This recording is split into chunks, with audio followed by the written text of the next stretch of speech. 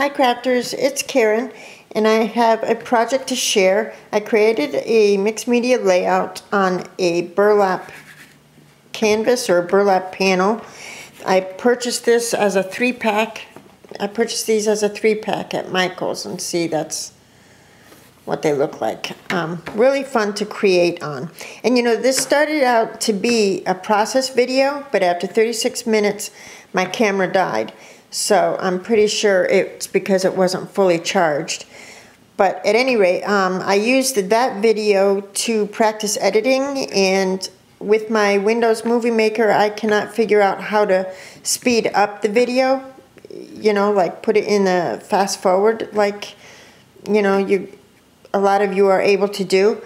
And I couldn't find where I was able to do that through the YouTube video editor either. So if anybody has any tips or tricks to how I can accomplish that, I would really appreciate it. Okay, so here's my project. It's a picture of my mom and I. We were at the Cracker Barrel having lunch, and I really liked the picture, so I wanted to do something special with it. My mother's just so cute. So I started out using a sheet of the Tim Holtz Wildflower. It's from his latest paper collection. I think it's called Wildflower. A sheet of that, and I just tore it to size. I went around the edges with some gesso just to give it, you know, the whiter edge. And I distressed the edges and went over it with vintage photo. So I did that, and then I used these, the Mini Art Is template, and this new template, it's called Mini Specimens. Really sweet. I used this with some light molding paste, and I'm not sure I like the light molding paste because it doesn't show up as well. I ended up covering it up anyway. But so I used those stencils. I didn't do any spraying because I knew I was going to fill up this canvas. If you could see at the Cracker Barrel, they load up their walls with all types of ephemera and vintage items and just all kinds of, you know, things. So I wanted to mimic that on the canvas and, you know, fill it up like the walls here in the picture. Like over here is some metal pieces, so I put some chicken wire there. Here, like this. I'm not sure what that was, but it looks like metal. So I mimicked that using some chicken wire that I found at Hobby Lobby. And I just did some layering. My photo is sitting on a piece of corrugated paper from DCWV. And then I put this Melissa Francis tag underneath just for the look of it. This wooden, it's not a wooden clock, this chipboard clock here is from Saw Crafters, and I just went over it with white gesso, and I used this stamp throughout my project. It's called Tiny Dots by Kaisercraft. I even used it on my photo itself, and I thought it looked really cool. The flowers here are Prima, these 3. The rest are Recollections, all the little ones. This one here, Louisa had given me, and I just thought it worked real well with my mom's red shirt. Her shirt is just so prominent that I had to find a way to work in that color in the layout. So I found this washi tape in my stash, and I just tore little bits and pieces off of it and put it throughout the canvas because I thought it was a good match to my mom's shirt.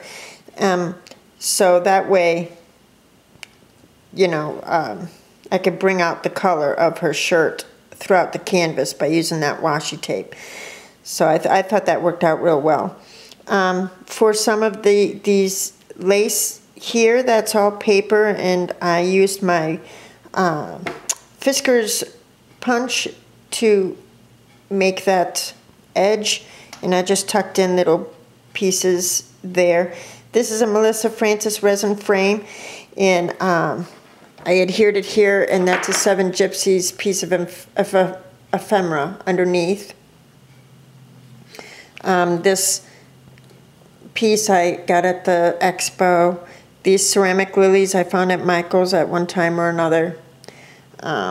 This Tim Holtz plate and a Dodge ticket.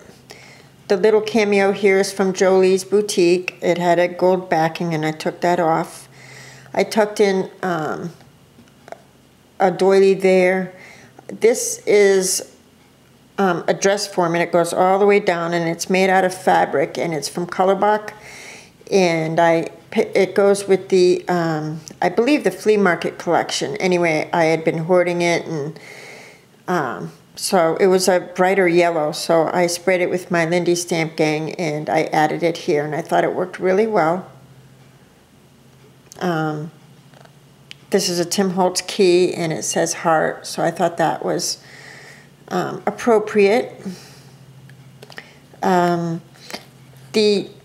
This here and here is magic mesh. There's another half of a doily, the other half of the doily there. So an actual vintage bingo marker, and I used the letter G because of my mother's last name, or my maiden name is Godburn. This is a piece of ephemera, this Queen of Hearts card, and I just cut it down and tucked it in there, but I thought the red matched, worked well with my mother's shirt there. So I thought it came out really cute. This hanging from the key is an Arctic cake, and I thought that worked out really well with it.